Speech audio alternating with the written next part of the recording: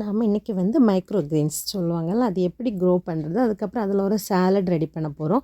இதில் வந்து plus R minus என்னெல்லாம் இருக்குது, நான் க்ரோ பண்ண வச்சதில் என்னெல்லாம் மிஸ்டேக் பண்ணியிருக்கேன் அப்படின்னு தான் பார்க்க போகிறோம். ஃபஸ்ட்டு வந்து நான் வந்து பச்சை பயிறு, அதுக்கப்புறம் கடுகு, வெந்தயம் இந்த 3 தான் எடுத்திருந்தேன். எடுத்து வந்து ஒன் டே ஃபுல்லாக வந்து தண்ணியில் சோக் பண்ணி வச்சுக்கோங்க. நெக்ஸ்ட் டே வந்து ஃபஸ்ட்டு வந்து ஒரு ஒரு பாக்ஸ் இருக்குல்ல, நம்ம எதாவது கடையிலேருந்து சாப்பாடு வாங்குவோம்ல, அந்த மாதிரி பாக்ஸில் வந்து அடியில் டிஷ்யூ போட்டுட்டு அதுக்கு மேலே வந்து இந்த வெந்தயம் இருக்குல்ல, இதை போட்டு வச்சுக்கோங்க. நான் 3 மெத்தடில் பண்ணியிருக்கேன். பட் 3மே வந்து வித்தவுட் சாயில் எதுவுமே இல்லாமல் நம்ம வீட்டிலே வளர்க்கலாம் அந்த மாதிரி. அதுக்கப்புறம் கடுகும் அப்படி தான் அடியில் டிஷ்யூ போட்டுட்டு மேலே தண்ணி ஸ்ப்ரே பண்ணிவிட்டு அதுக்கு மேலே இன்னொரு வந்து டிஷ்யூ போட்டு வச்சுருந்தேன்.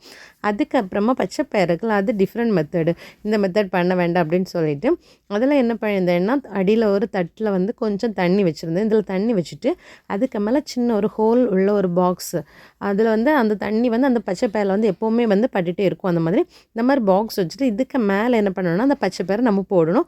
போட்டுட்டு இதை வந்து நம்ம ஒரு லிட்டு வச்சு மூடி வைக்கணும். ஏன்னா ஏதாவது ஈச்சி அந்த மாதிரி ஏதாவது வந்து முட்டை போட்டுறக்கூடாதுல்ல, அதுக்காக.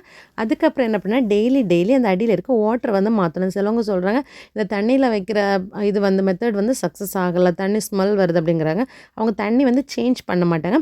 பட் நான் டெய்லி மார்னிங் வந்து நான் தண்ணி சேஞ்ச் பண்ணிவிட்டு எல்லா செடிக்குமே வந்து இதுக்கு வந்து நல்லா வந்து தண்ணி வந்து ஸ்ப்ரே பண்ண ஆரம்பிச்சு. இது 3rd டேயில் வந்து இந்த அளவு க்ரோ ஆகிடுச்சு.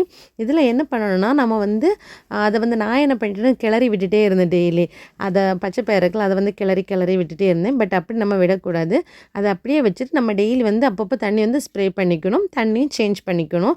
கடுகும் நல்லாவே க்ரோ ஆகிட்டு வந்தது. அதுக்கப்புறமா வந்து ஃபெனிக்ரிக் வந்து எனக்கு அந்தளவு சக்ஸஸ் ஆகலை. இந்த தடவை வாங்கிட்டு வந்த ஃபெனிக்ரிக் நல்லா இல்லைன்னு நினைக்கிறேன். ஏன்னா சாயிலில் போட்டப்புறம் அது க்ரோ ஆகலை.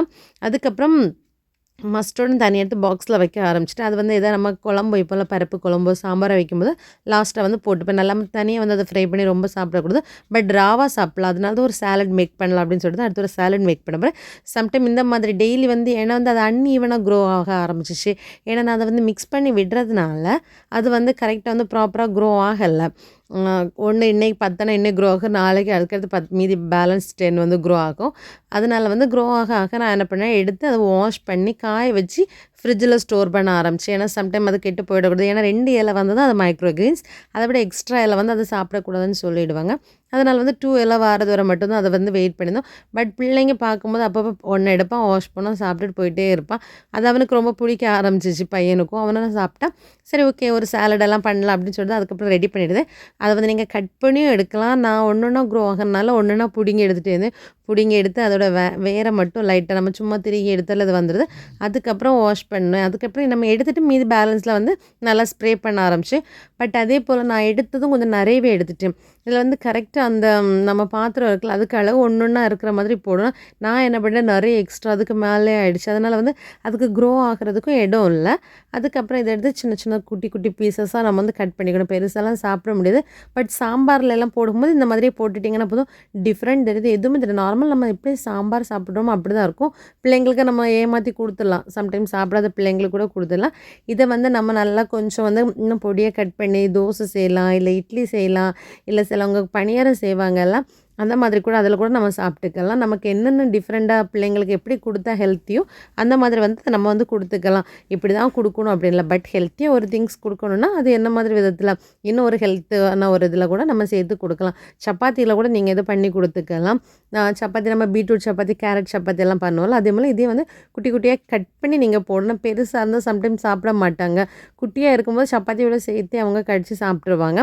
பட் நாங்கள் ஃபஸ்ட்டு டே வந்து சாலட் பண்ணோம், செகண்ட் டே வந்து சாம்பாரில் கொஞ்சம் போட்டுட்டோம். எப்படி அதை வந்து தீர்த்துட்டோம். ஏன்னா வந்து நம்ம ரொம்ப நாள் அதை வைக்கக்கூடாது. அதை வந்து பறிச்சிட்டோன்னா ஒரு 7 டேஸில் வந்து யூஸ் பண்ணணும் அப்படின்னு சொல்லியிருந்தாங்க. சாலடுக்கு வந்து கொஞ்சமாக அந்த கீரையும் அதுக்கப்புறம் வந்து கேரட், கொஞ்சம் lemon juice, salt and pepper போட்டு நல்லா மிக்ஸ் பண்ணி வந்து பிள்ளைங்களுக்கு கொடுக்க ஆரம்பிச்சிட்டு. இதில் வந்து நிறைய ஹெல்த் பெனிஃபிட் இருக்குது. வீட்டில் இருக்கும்போது நீங்கள் ஒரு கார்டனிங் இன்ட்ரெஸ்ட் இருக்குது, என்னால் தரையில் வளர்க்க முடியாது அப்படின்னு சொல்லும்போது நீங்கள் வந்து கிச்சன்லேயே கூட நீங்கள் வளர்த்திக்கலாம். தண்ணி தான் மண் தான் தேவை அப்படின்னு எதுவுமே கிடையாது. நம்ம வீட்டில் கிச்சனில் ஒரு ஓரத்தில் இதை வந்து நீங்கள் வளர்த்துட்டாலே போதும். உங்களுக்கு என்னோடய சேனல் பிடிச்சுன்னு சொன்னால் லைக் பண்ணி, ஷேர் பண்ணி, சப்ஸ்கிரைப் பண்ணுங்கள். உங்கள் ஃப்ரெண்ட்ஸ் எல்லாருக்கும் ஷேர் பண்ணுங்கள். இந்த மாதிரியான இன்ட்ரெஸ்டிங்கான வீடியோஸ் வரும். அதே போல் குவைத்தில் இருக்க எல்லா ஷாப்பிங் மால்ஸ் எல்லா வீடியோஸும் உங்களுக்கு ரொம்ப பிடிச்சதுன்னு லைக் பண்ணுங்கள்.